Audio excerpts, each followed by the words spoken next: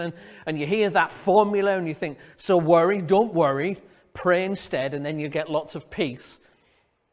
You think that's a bit naive, a bit kind of unrealistic. Does it really work in that way? Is it so simple?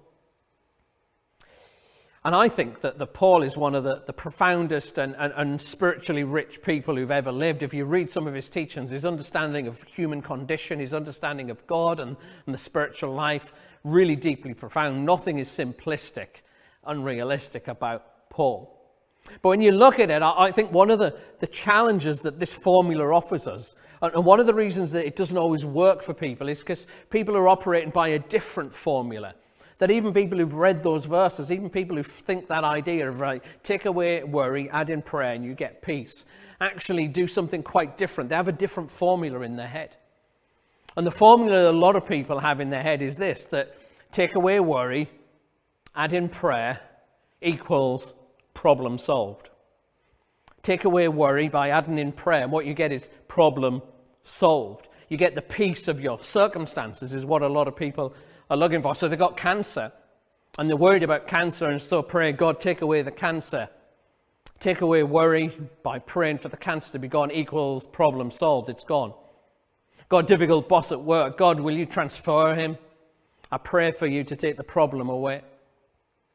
Financial problems. God, will you give me a windfall? Will you give me a job? Will you give me a pay rise? Will you sort out my debt problem?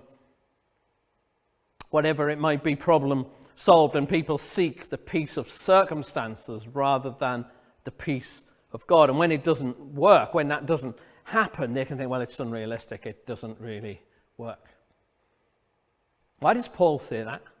Why does Paul put that formula in rather than the one that we would prefer? Why is his formula pray, take away worry, add in prayer, and you'll get peace? Why doesn't he say, get rid of worry by praying for your problems to be solved and God will solve your problems? Why doesn't he say that? I think there's two reasons. Two reasons why Paul doesn't say that. One reason is that God doesn't tend to work that way. Nothing in the Bible says that actually if you pray, God will take your problems away. Actually, Jesus himself said, in this world you're going to have trouble. And actually, in my experience, I've been a follower of Jesus for nearly 30 years. And in that time, 30 years of life, you go through all sorts of experiences. As I look back of my life, I've had times of depression. I've been off work twice with stress. This year, I got divorced, and a position where I don't live with my kids as much as I would want to. I've had financial challenges. All sorts of things have gone on through my life. And you'll have your own story of things you've gone in. And often I've prayed through those experiences.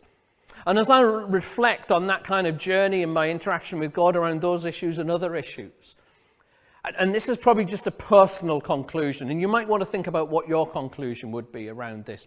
But my conclusion is when I look at that God has a tendency to give me his peace more than he solves my problems. My experience of God is he tends to give me his peace more than he solves my problems.